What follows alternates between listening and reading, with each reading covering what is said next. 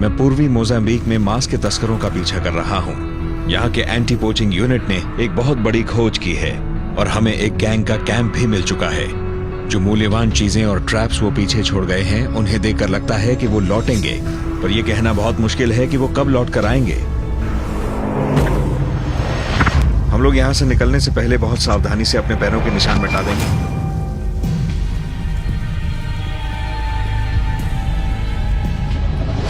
Commercial poachers आमतौर पर बड़े इलाके में कई सारे कैंप्स बनाते हैं।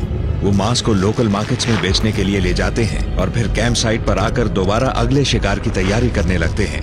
ये नहीं कहा जा सकता कि पोचर्स कौन से कैंप में आएंगे और कब आएंगे। हमेशा की तरह हमारा मुकाबला वक्त से है। एक और जहां क्रेग और उनकी टीम दूसरे इलाकों में कैंप्स को ढूंढ रही है, वहीं मैं एक पास के गांव में चला गया। मैं यहाँ जुआल नाम के एक जाने माने लोहार से मिलने आया हूँ। जुआल जैसे लोहार अक्सर अनोखी तकनीक या कोई अनोखे डिजाइन इस्तेमाल करते हैं। ये अनोखापन इनका सिग्नेचर बन जाता है, जिसे देखकर बताया जा सकता है कि एक ट्रैप कहाँ किसने बनाया। मैं जंगल में मिले उस जिन ट्रैप को अपने साथ लाया हूँ, इस उम्मीद में कि ये मुझे बता पाएंगे कि ये ट्रैप किसने बनाया है। बहुत पहले ये भी पोचर्स के गैंग्स के साथ काम करते थे और उनके लिए ट्रैप्स बनाते थे। इन्हें कुछ साल पहले क्रेग की टीम ने धर दबोचा। ये जेल भी गए थे और आज क्रेग की टीम में काम करते हैं। पोचर्स की टीम के साथ काम करने के मुकाबले क्रेग के साथ काम करने में ये पैसे भी ज्यादा कमाते हैं। ये कुछ सवालों के जवाब देने को मान गए हैं और हमें ये भी बताएंगे कि ये ट्रैप्स कैसे बनाते थे।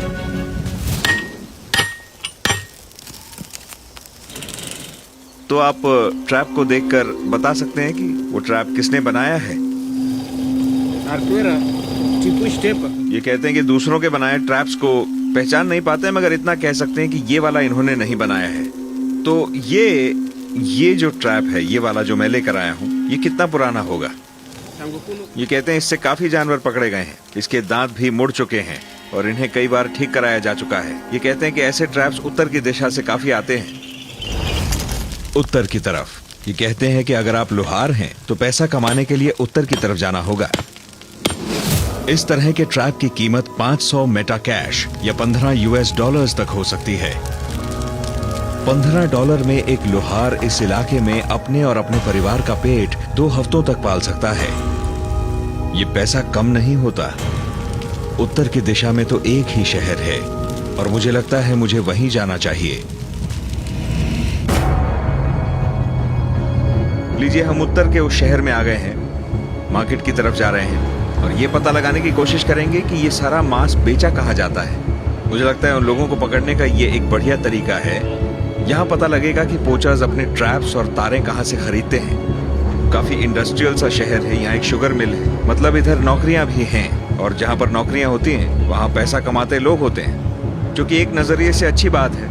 इससे वो मजबूर नहीं होते और पेट भरने के लिए उन्हें शिकार नहीं करना पड़ता। और दूसरा नजरिया कहता है कि यहाँ पर लोग अमीर हो गए हैं, उनके पास मांस खरीदने के पैसे हैं।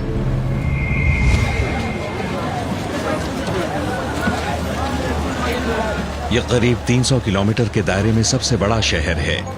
हजारों लोग हर रोज यहाँ के मार्केट में आते हैं, यानी कि अवैध शिकारी ना चाहते हुए भी मांस बेचने यहीं आते होंगे।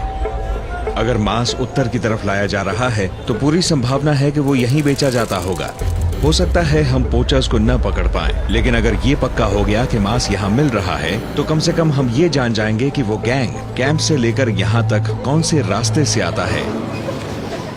मुझे बताया गया है कि मार्केट के आखिर में एक आदमी है जो मीट बेचता है।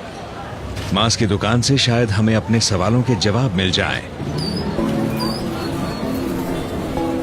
हालांकि पोर्चुगीज भाषा में इसे करने कहा जाता है, मगर यहाँ के लोग जंगली जानवरों के मांस को सेंगा कहते हैं। मैंने सीधे सवाल पूछने का फैसला किया। देखते हैं हमें यहाँ के लोगों से कोई जानकारी या रिएक्शन मिलता है कि नहीं। करने है सेंगो। मैंने पूछा ये सेंगो बेचता है या नहीं। सेंगो नहीं है। नहीं है कि बेचते ही नहीं। ये कहता है ये सेंगो नहीं बेचता, हालांकि इसका चेहरा कोई और कहानी बताता है।